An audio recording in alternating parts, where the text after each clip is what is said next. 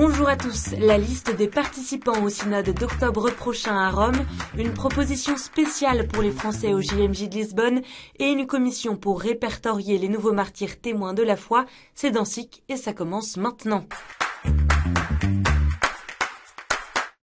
On connaît le nom des participants au synode à Rome en octobre prochain. Sur les 363 membres, 7 Français auront le droit de vote. Monseigneur Alexandre Joly, Monseigneur Jean-Marc Echen, Monseigneur Mathieu Rouget et Monseigneur Benoît Bertrand représentent les évêques de France.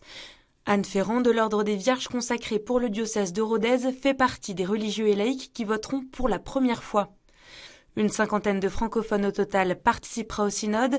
On y trouve notamment l'archevêque de Kinshasa en République démocratique du Congo, le cardinal Fridola Ambongo, le cardinal Gérald Cyprien Lacroix, archevêque de Québec, le cardinal Béchara Boutros-Rai, patriarche maronite d'Antioche et de tout l'Orient, et le cardinal Louis-Raphaël Sako, patriarche de Babylone des Chaldéens.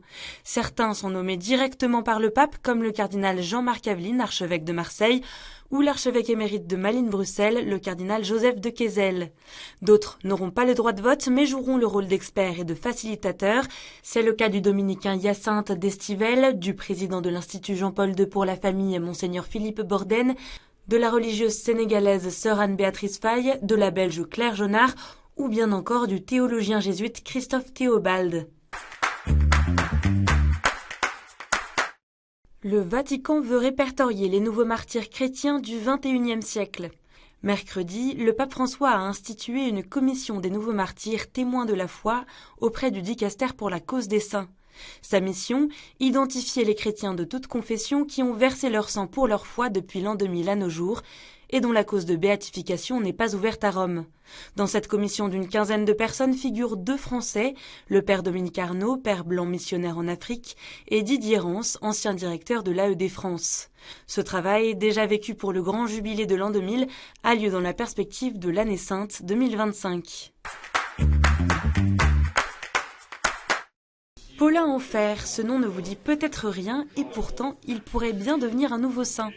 Cette semaine, l'enquête diocésaine pour sa cause en canonisation s'est clôturée à Paris, marquant une étape de plus vers sa béatification.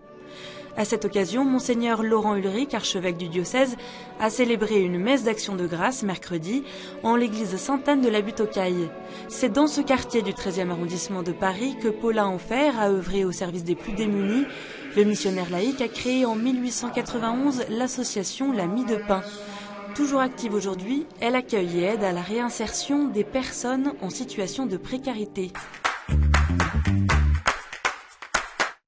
Avec 41 000 inscrits au JMJ de Lisbonne, la France est le 3e pays le plus représenté derrière l'Italie et l'Espagne. 75 évêques français accompagneront les jeunes pèlerins. Animé par le comédien Mehdi Djadi, le Temps des Français aura lieu mardi 1er août au matin pour commencer la semaine à Lisbonne. Au programme, témoignages, louanges et prières avec 12 intervenants, dont le cardinal Jean-Marc Aveline et le footballeur Olivier Giroud. C'est pas fréquent que 40 000 jeunes se réunissent au nom du Christ, au nom de leur foi, pour partager aussi au monde l'espérance qui est la leur. Il y a 2 mots qui vont guider ce Temps des Français, qui sont 2 grands mots qui marquent le magistère du pape François depuis 10 ans, disciples missionnaires. Les jeunes sont d'abord des disciples du Christ. S'ils sont là, c'est qu'ils sont aimés et appelés par le Christ. Et puis ils sont aussi missionnaires, c'est-à-dire qu'ils vont apporter au monde la grâce de l'Évangile, la grâce de connaître Jésus.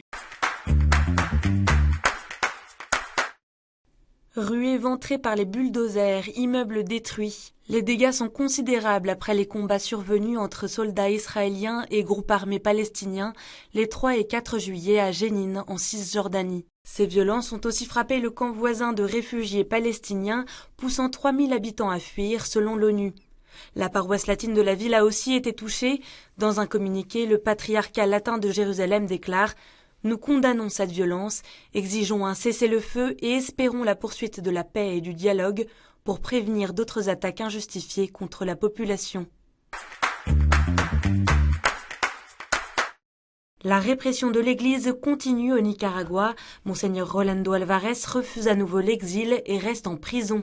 D'après le journal d'opposition Confidential, l'évêque de Matagalpa, enfermé depuis février dernier et condamné à 26 ans d'emprisonnement, aurait participé à une négociation pour sa libération ce mercredi. Mais les pourparlers menés entre le Saint-Siège et le régime de Daniel Ortega n'ont pas permis d'obtenir d'accord. Monseigneur Alvarez aurait refusé les conditions de sa libération, qui passait forcément par un exil. Et en bref, une trentaine d'évêques français étaient à Rome jeudi et vendredi pour une formation sur la pédocriminalité au sein de l'Église. C'est le 3e groupe français qui suit cette formation au Vatican depuis le mois de février. Le programme du voyage du pape François en Mongolie est officiel. Du 31 août au 4 septembre aura lieu la première visite d'un pape dans cet immense pays, enclavé entre la Russie et la Chine.